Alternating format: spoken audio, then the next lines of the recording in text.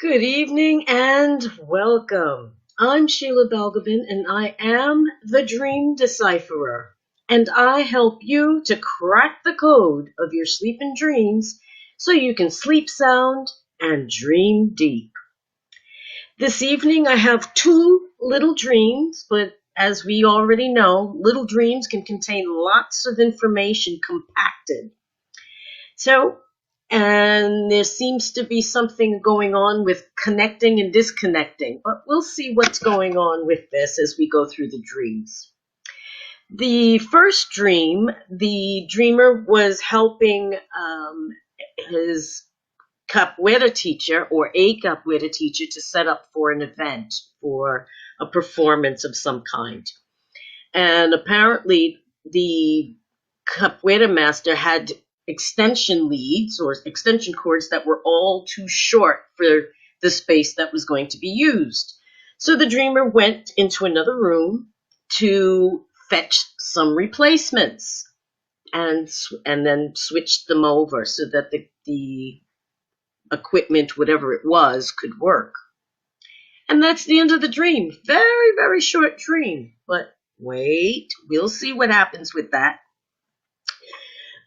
There's a little bit more, though. There was another person at the event, a woman, and she apparently was, and the dreamer had some sparks between them.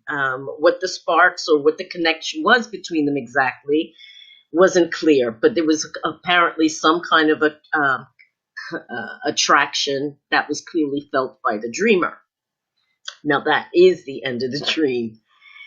The second dream, the dreamer observed, I would imagine, one of the sanctuary maintenance operatives, and there's no exact explanation of what these sanctuary maintenance operatives were doing, but nevertheless, one of these staff persons who works in the maintenance area was in or in possession of, it's not quite clear, an old van from this company, which I believe is called Sanctuary. The van, as I said, was old, and for some reason, the dreamer associated the van with an Morris Minor, which was a certain shade of green. Apparently, this van had the same shade of green as a typical Morris Minor. In addition, this old van had a private number plate. Now, I don't know how, if private number plate in this is if it's my American English that's not getting it, or there's an actual meaning. But we'll get to that. But there's a private number plate in any case. Does private in this case mean private in terms of can't be seen or hidden?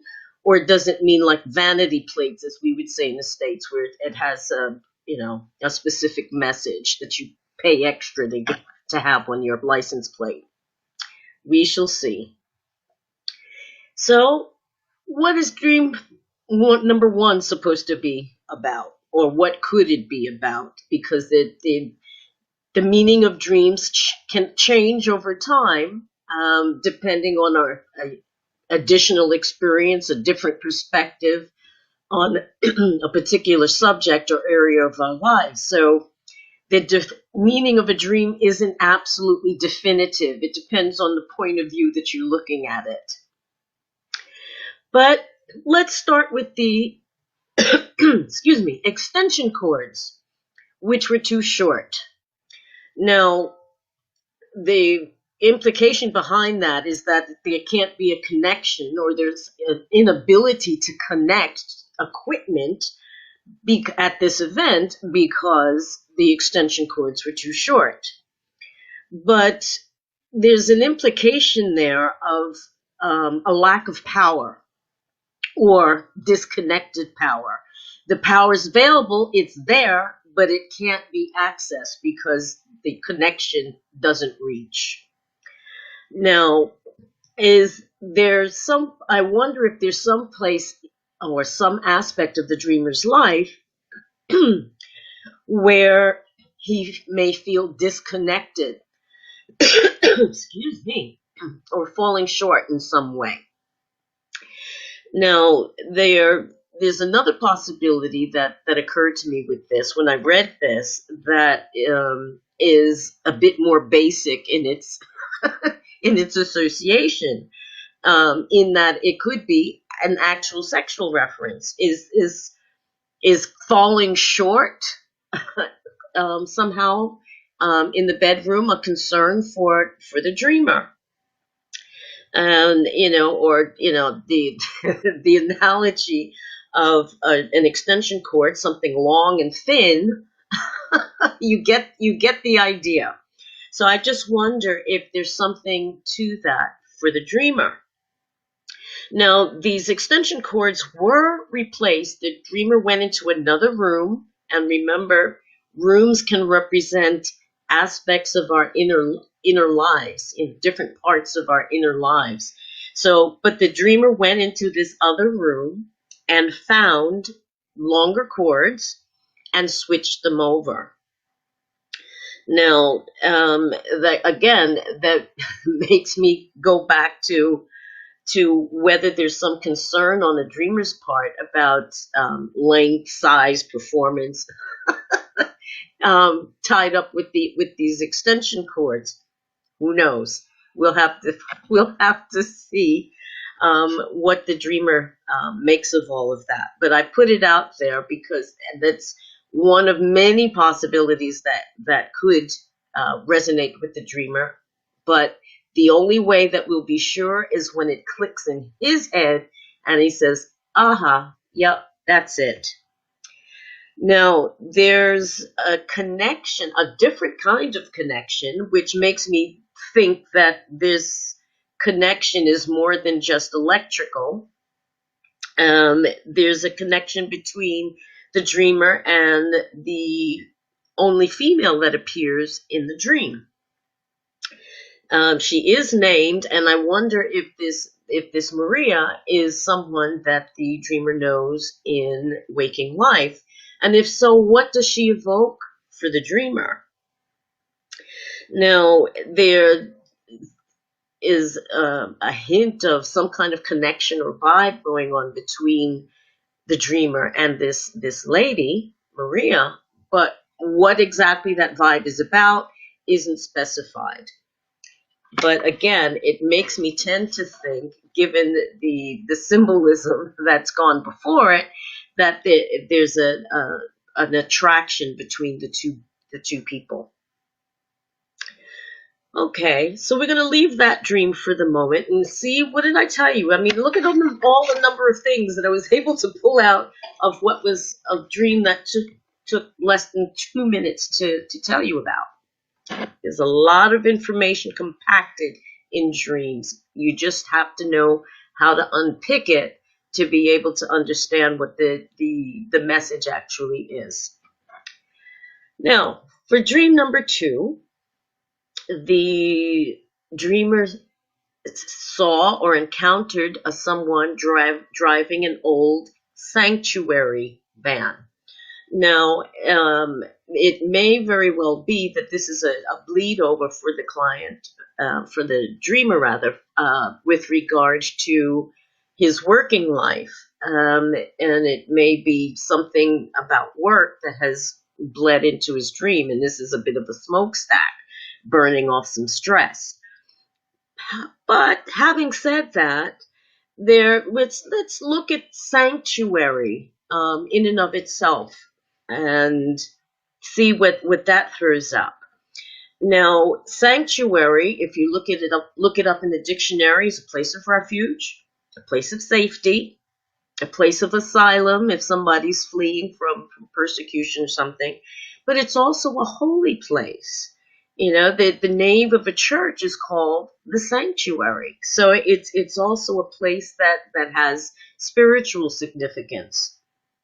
And I wonder if this sanctuary is a extrapolation or a metaphor for the dreamer inner life, that's the space where the dreamer feels safe, perhaps.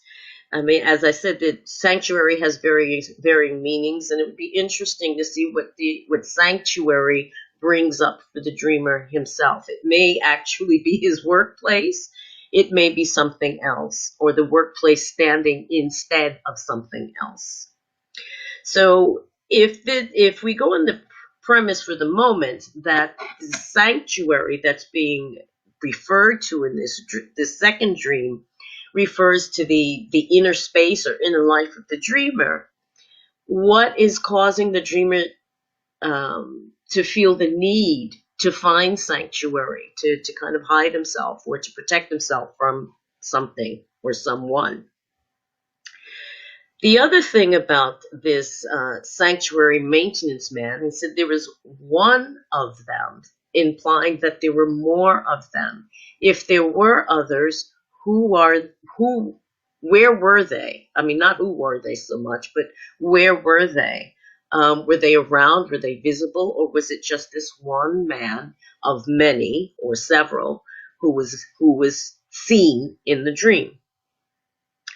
Now, I'm intrigued by this old van, this old sanctuary van, which looks like a green Morris Minor. Now, this Morris Minor has appeared in another dream, and I just wonder what the association of that is for the dreamer. As I mentioned the last time that Morris Minors came up, that it was a very popular car in the post World War II era and into the 50s and 60s, I believe, and for quite some time, so maybe about a period of 20, 30 years, it was quite popular family vehicle. And I wonder if there's something around family, around tradition, around the status quo, if you will, that is embodied in that Morris Minor. Or perhaps the old van, and it's clear that this is an old vehicle. Does that stand in as a representative for old ways of thinking or old ways of doing things? What does that old Morris Minor actually mean to the dreamer? Now, color in dreams, as I've mentioned before, has a role to play. What color it is, or shade of a color, if there's color at all. Now, the only color that is actually mentioned is the color green. And the color green is exactly in the middle spectrum of the color wheel. It's exactly in the middle. So it's a color that represents balance. And I wonder that something about perhaps going back to the old ways or old perspectives or style of doing things represents comfort and safety or sanctuary for the dreamer. Now, this car was apparently stationary. It wasn't in movement. It wasn't being used. It was just present in the dreamer's dream. There's something again about power being available, just like in the first dream. Power is available, but whatever it is doesn't run. And I just wonder if that's a indication perhaps to the dreamer that there must be a disconnect somewhere, that there's power to be had, but there's no connection. And so that the dreamer is cut off from power of movement or power of change in some way because their connection isn't being made for whatever reason. Now, the final thing that I found quite interesting was that this private number plate. Now, again, it may be a semantic issue, and I'm just misunderstanding that private in this sense actually means, like I said, a vanity plate, what we call vanity plates in the States, which are plates that, may have your name on it or some special, some phrase or something that means something special to you, and you pay a hell of a lot of extra money for that. If that's what the dreamer was talking about, it would be interesting to know what was the name on that vanity plate. If, however, the plate was actually blank or blanked out in some way so that it couldn't be seen, that strikes me as rather strange, because if it's a public vehicle on the road, it needs to have visible plates with clear numbers or letters or words or whatever on them. I mean, properly registered. So for a car to have a private and blank or blanked out plate would be extremely unusual, and you would have to wonder, what does that mean? There's no way to identify the vehicle, and which makes it already suspect. So I just wonder if what that may mean for the dreamer himself. And remember, cars and vehicles of different types, whether it be a bus, a taxi, on foot, taking a train, any mode of transport, in my experience with my clients and my own dreams, have represented movement in my life or in the person's life. So sometimes you're moving more quickly, sometimes you're moving more slowly, sometimes you're at a complete standstill. And if this car is the dreamer, it's parked somewhere. It is stationary. It's not moving. So it's not going anywhere. It's just sitting there. And maybe if it's just sitting there, it may be like a car that the registration is run out, so you take it off the road. So it technically doesn't need a license plate because it's not on the road. And I wonder if there's something about that that could be significant for the dreamer, that this vehicle is just sitting there, not going anywhere, there's no power running through it, it's not going anywhere, nothing is being done with it. It seems to be off the road, off-paced, or if you were skiing, off-piste. So perhaps there's something in both of these dreams about disconnect, not being connected, not being clued up, not being joined up, and therefore stationary, not moving, nothing's happening. And perhaps that's something that the dreamer needs to think about and look at. So there you have it, 2 little dreams with lots of information. And I hope that this little exercise gives you some ideas about how to look at your own dreams. But if you're curious, you're not quite sure, or you'd rather get some help, I'm here.